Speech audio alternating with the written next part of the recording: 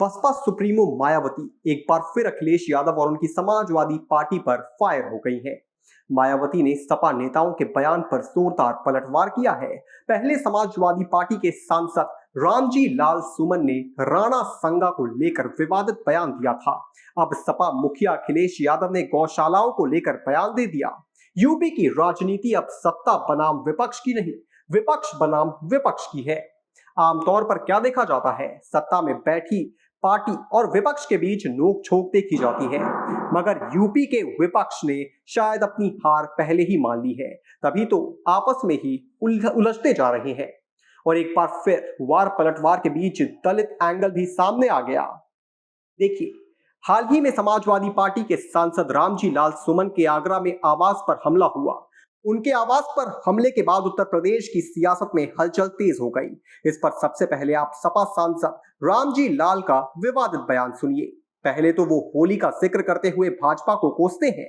Sir, एक बिहार के विधायक हैं और एक उत्तर प्रदेश के विधायक हैं। इन दोनों लोगों ने ये कहा कि मुसलमान अपने घर में कैद हो जाए होली पर। उत्तर प्रदेश के एक मंत्री ने कहा कि जिनको रंगों से नफरत है वो हिंदुस्तान छोड़ रहे हैं। और सभापति महोदय, अलीगढ़ यूनिवर्सिटी में सभापति महोदय, पहले होली का त्योहार नहीं होता था, परमिशन नहीं मिली। अब जब वहां अनुमति नहीं मिली, बाद में अनुमति मिल गई थी, तो वहां के एक जनप्रतिनिधि ने कहा कि जो इसका विरोध करेगा उसको मुंह पर पहुंचा देंगे। सभापति जी, ये कानून का राज है या जंगल का राज है?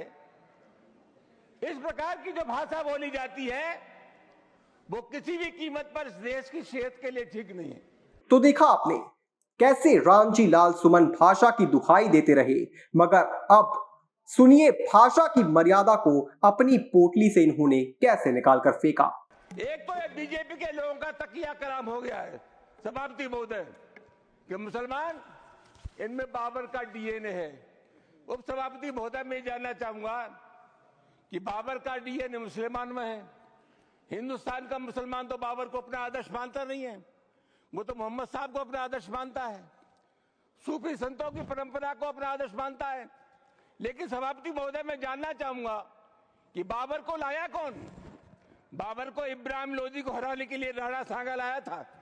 तो मुसलमान तो बाबर की औलाद हैं और तुम गद्दार राणा सांगा की औलाद हो, ये हिंदुस्तान में तय हो जाना चाहिए। अगर बाबर की तो आलोचना करते हैं, राणा सांगा की आलोचना नहीं करते। देखा आपने कैसे भाषा की मर्यादा की बात करते करते रामजी लाल सुमन खुद उस भाषा की मर्यादा की लकीर को कुचलते हुए आगे बढ़ गए। खैर, बात निकली है तो दूर तक जाएगी। इसको लेकर अब मामले पर यूपी की पूर्व मुख्यमंत्री और बसपा सुप्रीमो मायावती ने भी समाजवादी पार्टी को घेरा है। इसके साथ ही मायावती ने सपा चीफ अखिलेश यादव के दुर्गंध वाले बयान पर भी निशाना साधा है। सबसे पहले आपको मायावती के ट्वीट को दिखाते हैं। सपा अपने राजनीतिक लाभ के लिए अपने दलित नेताओं को आगे करके जो घिनौनी राजनीति कर रही है, अर्थात उसको नुकसान पहुंचाने में लगी है, ये उचित नहीं है। दलितों को इनके सभी हथकंडों से सावधान रहना चाहिए। आगरा की हुई इस घटना अति चिंताजनक, साथ ही सपा को अपने स्वार्थ में किसी भी समुदाय का अपमान करना ठीक नहीं, जिसके तहत अब इनको किसी समुदाय में दुर्गंध और किसी में सुगंध आ रही है। इससे समाज में अमन, चैन और सौहार्द बिगड़ेगा, जो ठीक नहीं। अब जरा देखिए कैसे इस मामले में जबरदस्ती दलित एंगल घुसाने की कोशिश की गई। सांसद डिंपल यादव ने इस हमले को लेकर क्या कहा। रामजी लाल सुमन एक दलित है, ये हमला एक दलित पर है। इसी के बाद अब मायावती ने सपा पर हमला करते हुए क्या कहा। सपा अपने राजनीतिक फायदे के लिए अपने दलित नेताओं को आगे करके घिनौनी राजनीति कर रही है, यानी उनको नुकसान पहुंचाने में लगी है। ये उचित नहीं है। दलितों को इनके सभी हथकंडों से सावधान रहना चाहिए। आगरा की हुई घटना अति चिंताजनक है। समाजवादी पार्टी के प्रमुख अखिलेश यादव ने बुधवार को कन्नौज में एक बयान दिया था, जिसको लेकर अब उन्हें बाकी राजनीतिक पार्टियां घेर रही हैं। सपा प्रमुख अखिलेश यादव ने क्या कहा था, जरा ये भी सुनिए। तो समाजवादी लोग हैं, विकास खुशहाली चाहते हैं। कन्नौज में रहकर के हम लोगों ने भाईचारे की सुगंध दी है। ये जो भारतीय जनता पार्टी के लोग हैं, इनकी नफरत की दुर्गंध है। मैं तो कन्नौज के सुगंध वाले लोगों से कहूँगा, ये भारतीय जनता पार्टी की दुर्गंध को हटाएं। अभी तो थोड़ी हटाई है, अगली बार और हटा दो, जिससे कि कन्नौज का विकास रुका हुआ आगे बढ़ जाए। आप बताइए, दुर्गंध पसंद करते हैं इसीलिए गौशाला बना रहे हैं, हम सुगंध पसंद कर रहे थे इसलिए इत्र पार्क बना रहे थे।